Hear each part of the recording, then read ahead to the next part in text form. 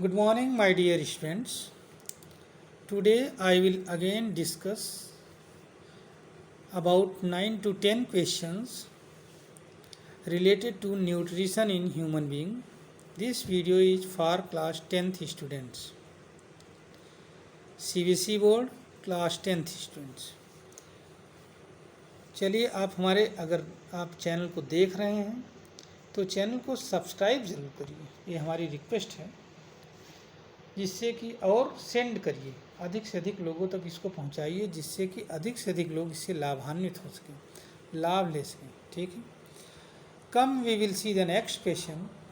In addition to carbon dioxide and water, state two other conditions necessary for the process of photosynthesis to take place।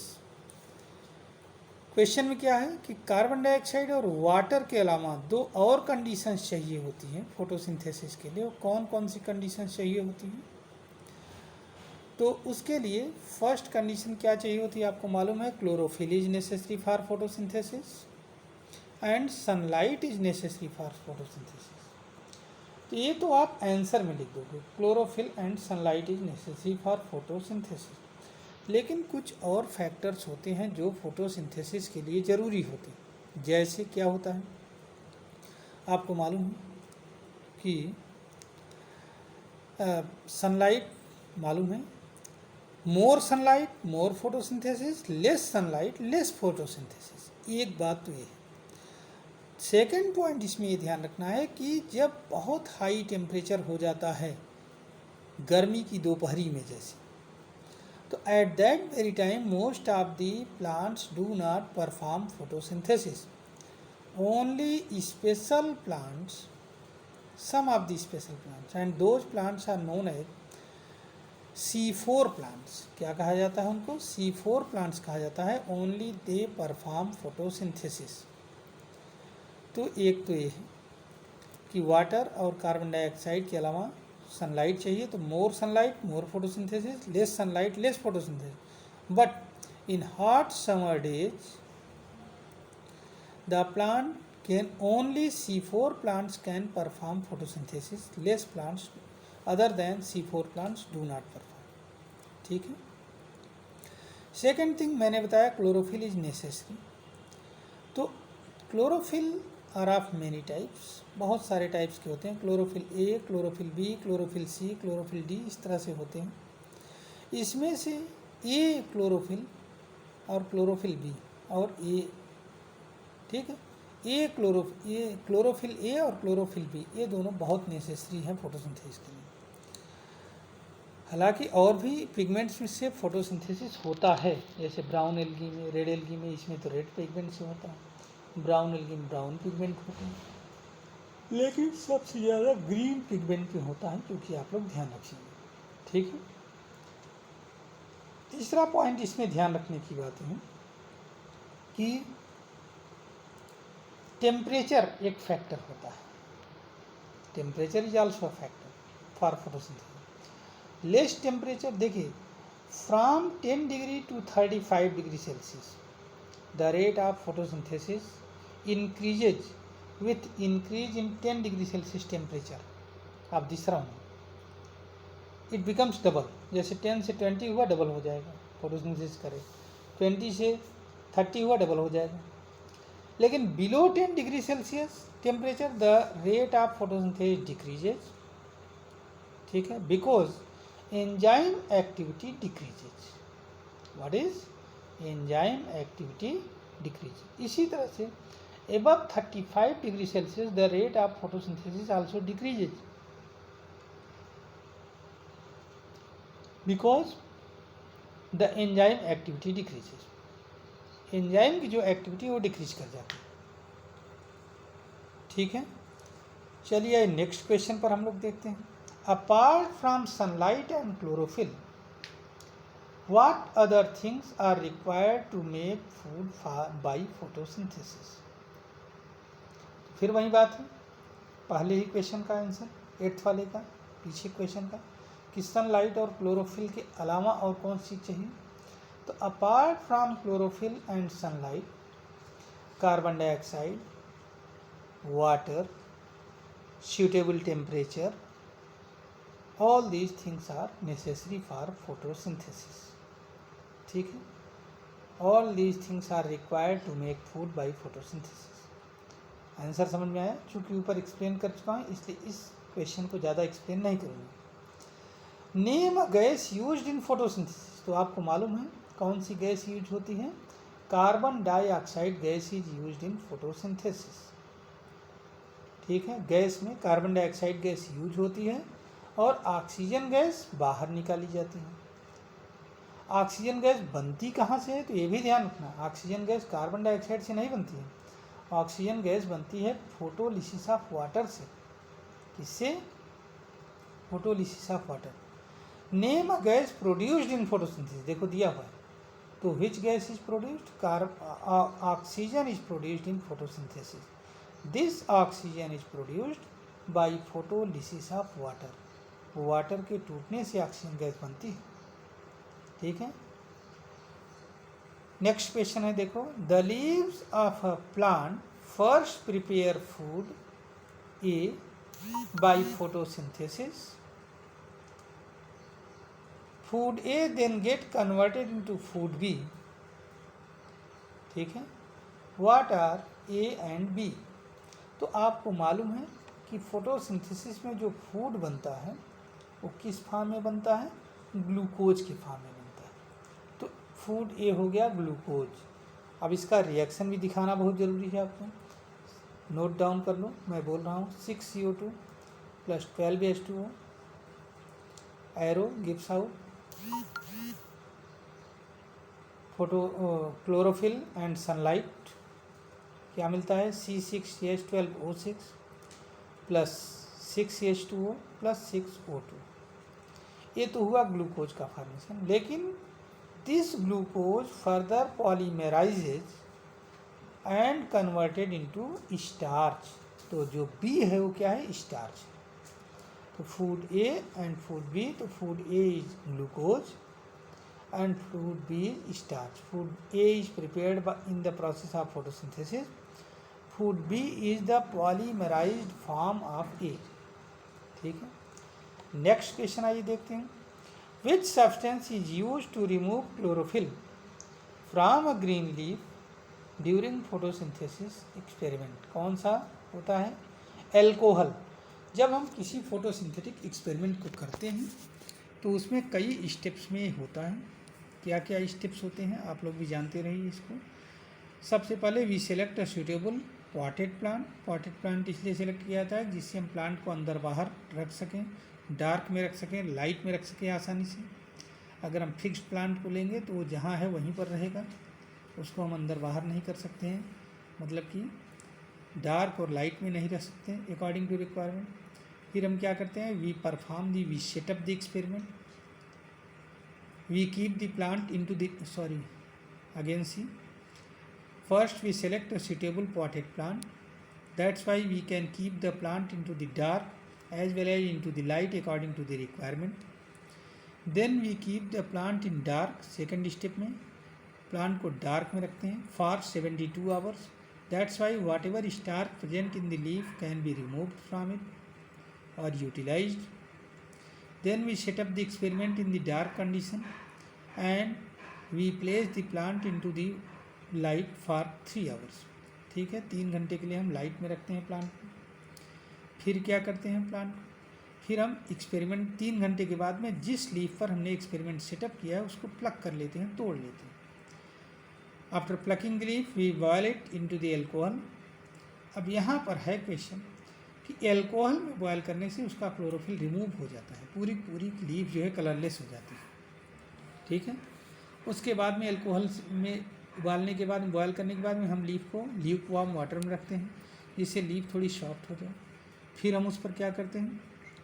Iodine apply करते हैं। Iodine apply करने में क्या होता है कि जिस पार्ट में फोटोसिंथेसिस हुआ रहता है वहाँ क्या हो जाता है, वहाँ पर ब्लू ब्लैक कलर दिखाई पड़ेगा, और जहाँ पर फोटोसिंथेसिस नहीं हुआ रहेगा तो कलरलेस का कलरलेस रहेगा। ये पूरा फोटोसिंथेटिक एक्सपेरिमेंट का स्टेप्स हैं। इनको आप जानते रहो। अब इस क्वेश्चन के आंसर पर आते हैं। क्या है, फिर से पढ़ते हैं question. Which substance is use to remove chlorophyll from green leaf? तो alcohol is use, ethyl alcohol is use. Ethyl alcohol या मेथिल एल्कोहल, तो मेथिलेटेड स्पिरिट ज़्यादातर यूज किया जाता है। मेथिल एल्कोहल इज यूज, ठीक है, to remove chlorophyll from the green leaf during photosynthetic experiment. Next question है, आइए देखिए। Why do we boil the leaf into the alcohol when we are testing it for starch? तो to make it colourless. Why do we boil the leaf, अभी इसके पीछे मैंने पूरे steps को बताया है। तो एल्कोहल बॉयल करने का उद्देश्य क्या होता है? To make it colourless. और एक और एम होता है, and that is to stabilise the product form, in product form. जितने पर है उतने पर ही रुक जाएगा, जो बना हुआ है बस उतने पर ही रुक जाएगा, ठीक है। तो एल्कोहल बॉयल इसीलिए करते हैं। Name the pigment, next question है, name the pigment in the leaves which absorb sunlight energy. तो कौन सा पिगमेंट होता है? तो क्लोरोफिल, आप बस इतना याद रखना है। Chlorophyll is the pigment in the leaves which absorb sunlight energy. Chlorophyll absorb करता है।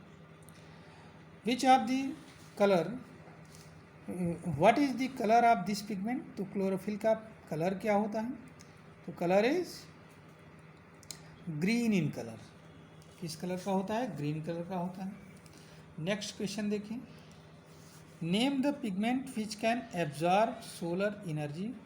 फिर वही क्वेश्चन, सोलर एनर्जी को दूसरे फॉर्म में दिया गया। सनलाइट, अभी तक सनलाइट एनर्जी था ऊपर के क्वेश्चन में, अब इसमें सोलर एनर्जी आ गया।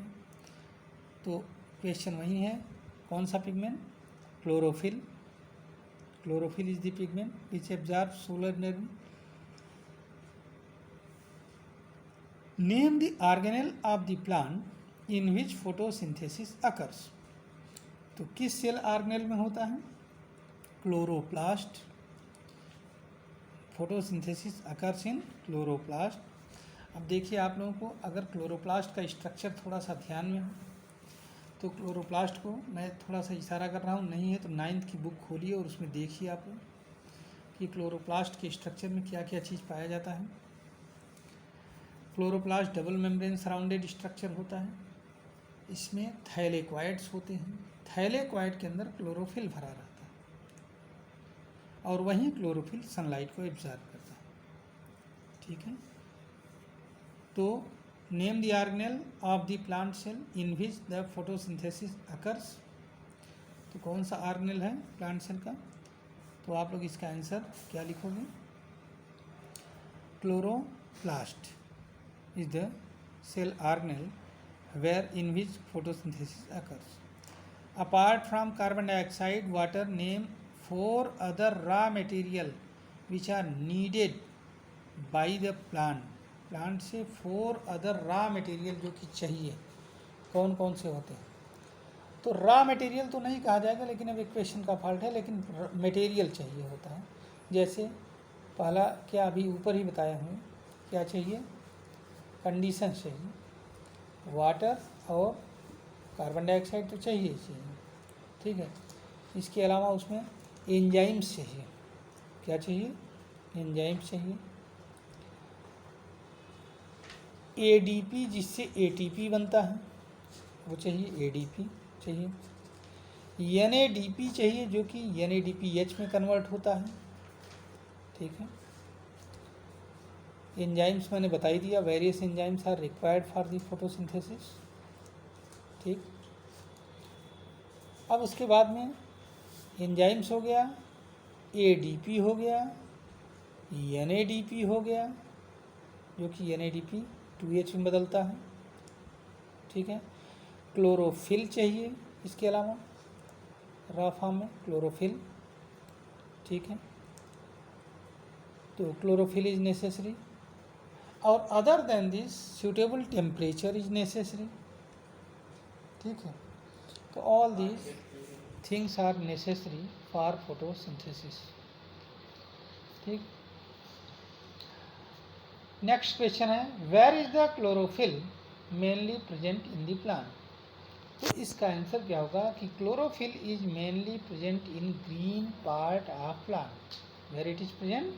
It is present in green part of plant. Plant के ग्रीन पार्ट में प्रेजेंट रहता है, हरे पार्ट में।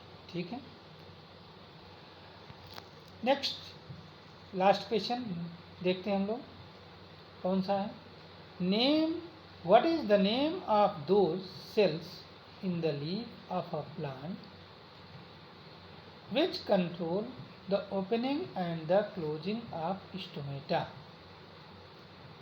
क्या चाहिए होता है? What is the name of the cells of leaf of a plant which control? तो स्टोमेटा के ओपनिंग और क्लोजिंग को कंट्रोल करने वाली सेल्स कौन होती हैं? गार्ड सेल होती हैं। कौन सी होती हैं? Guard cells present in the leaf. ठीक है, एक क्वेश्चन ऊपर था, where is the chlorophyll mainly present in the plant. तो आप इसका आंसर लिखोगे chlorophyll is present in the green part of plant, all the green part of the plant. ठीक है, अब ग्रीन पार्ट तो लिख दोगे, लेकिन इसके आगे लिखोगे inside the chloroplast in the thylakoid. तो chlorophyll is present in green part of the plant inside the chloroplast, ठीक है, इन दी थाइलेक्वाइड। ई थाइलेक्वाइड में, क्लोरोप्लास्ट में, थाइलेक्वाइड में होता है, और ये green part of the plant में पाए जाते हैं। ठीक, तो what is the name of दो cells in the leaf of a plant which controls the opening and closing of stomata? कौन सी सेल्स होती हैं? गार्ड सेल्स होती हैं। ठीक है, name an animal whose process of obtaining food is called phagocytosis।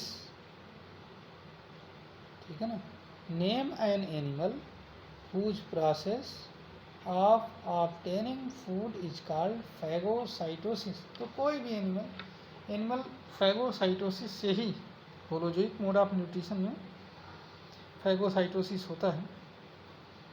तो लिख दो कोई भी, अमीबा लिख सकते हो आप लोग। ठीक है, अमीबा फैगोसाइटोसिस से खाना पकड़ता है। ठीक, तो अमीबा का आंसर हो जाएगा। बस आज इतना ही, 20 क्वेश्चन तक, 8 से लेकर के 20 क्वेश्चन तक हमने करवाया है।